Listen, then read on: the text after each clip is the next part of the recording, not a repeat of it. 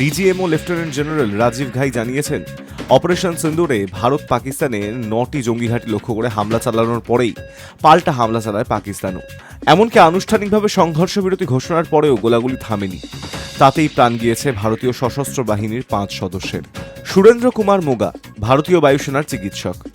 শনিবার সকালে জম্মু কাশ্মীরের উধামপুরে পাকিস্তানের গোলাবর্ষণে মৃত্যু হয়েছে ভারতীয় বায়ুসেনার চিকিৎসক সুরেন্দ্র কুমার মোগার। রাজস্থানের ঝুনঝুনির বাসিন্দা সুরেন্দ্র গত 14 বছর ধরে বায়ুসেনার চিকিৎসা কর্মী হিসেবে কর্মরত ছিলেন। উধামপুরে বায়ুসেনার 39 উইংয়ের সদস্য ছিলেন তিনি। সেনার তরফে শনিবার রাতে তার মৃত্যুর খবর জানানো হয়। রবিবার দুপুরে সুরেন্দ্রর দেহ ঝুনঝুনুর বাড়িতে পৌঁছয়। কফিনবন্দি দেহ আঁকড়ে কান্নায় ভেঙে পড়েন পরিজনেরা। সুরেন্দ্রর স্ত্রী এবং 2 সন্তান রয়েছে, তাদের একজনের বয়স 11, অন্যজনের 8। এম মুরলী নায়েক ভারতীয় সেনার জওয়ান এম মুরলী নায়েক গত 8 তারিখ নিয়ন্ত্রণ রেখায় পাকিস্তানের ছোড়া গোলায় গুরুতর আহত হয়েছিলেন। তার কয়েক ঘন্টার মধ্যেই মৃত্যুর কোলে ঢলে পড়েন তিনি। অন্ধ্রপ্রদেশের সত্যসাই জেলার বাসিন্দা মুরলী 2018 সালে সেনার 851 লাইট রেজিমেন্টে যোগ দিয়েছিলেন। মুরলীর বাবা এবং মা মুম্বাইয়ে দিনমজুরের কাজ করেন। সেনায় মুরলী চাকরি পাওয়ার পর সেই কাজ ছেড়ে গ্রামে ফেরেন তার মা বাবা। গত বুধবার রাতেও বাড়িতে ফোন করেছিলেন মুরলী, জানিয়েছিলেন নিয়ন্ত্রণ রেখায় প্রচণ্ড গোলাগুলি চলছে। তারপরেই বৃহস্পতিবার গভীর রাতে মুরলীর আহত হওয়ার খবর বাড়িতে পৌঁছয়। ভোরের আলো ফুটতেই জানা যায় ছেলে আর নেই।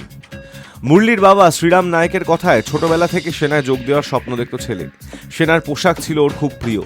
সবসময় বলতো দেশের সেবায় নিজেকে উৎসর্গ করব। এহেন ছেলের মৃত্যুতে দিশেহারা হয়ে পড়েছে গোটা পরিবার। মোহাম্মদ ইমতিয়াজ সীমান্ত রক্ষী বাহিনী। শনিবার ভারত পাক সীমান্ত লাগোয়া আরএসপুরা সেক্টরে পাকিস্তানের গোলাবর্ষণে প্রাণ গিয়েছে বিএসএফ জওয়ান মোহাম্মদ ইমতিয়াজের। ইমতিয়াজ বিএসএফ এর সাব ইন্সপেক্টর পদে কর্মরত ছিলেন। শনিবার সকালে জম্মুর আরএসপুরা সেক্টরে পাক হামলায় ইমতিয়াজ সহ সীমান্তরক্ষী বাহিনীর 8 জন জওয়ান গুরুতর জখম হন। তড়িঘড়ি তাদের উদ্ধার করে হাসপাতালে নিয়ে যাওয়া হয়। সেখানে চিকিৎসাধীন অবস্থাতেই মৃত্যু হয় ইমতিয়াজের। এরপরেই সহযোদ্ধার মৃত্যুতে শোক প্রকাশ করে বিবৃতি দেয় বিএসএফ এর উচ্চপদস্থ এক কর্তা বলেন, ইমতিয়াজ আন্তর্জাতিক সীমান্তে সামনে থেকে নেতৃত্ব দেওয়ার সময় সাহসিকতার সঙ্গে মৃত্যুবরণ করেছেন। জাতির সেবায় বিএসএফ এর এই সাহসী সাব ইন্সপেক্টরের আত্মত্যাগকে আমরা শ্রদ্ধা জানাই। ল্যান্স নায়েক দীনেশ কুমার শর্মা ভারতীয় সেনা।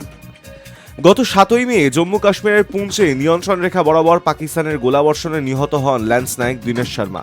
দীনেশ পুঞ্চে সেনার এফডি রেজিমেন্টে কর্মরত ছিলেন। নিয়ন্ত্রণ রেখায় পাকিস্তান টানা সংঘর্ষ বিরতি লঙ্ঘন করায় সেখানে মোতায়েন করা হয়েছিল 5 এফডি রেজিমেন্টের জওয়ানদের। সেই দলে ছিলেন দীনেশও। কিন্তু বুধবার পাকিস্তানের ছোড়া গোলায় তিনি জখম হন। হাসপাতালে চিকিৎসা চলাকালীন মৃত্যু হয় তাঁর। দীনেশরা 5 ভাই। ভাইদের মধ্যে দীনেশই বড় ছিলেন। তার আরও 2 ভাই সেনায় কর্মরত। এক তুতো ভাইও সেনার মেডিকেল বিভাগে কাজ করেন।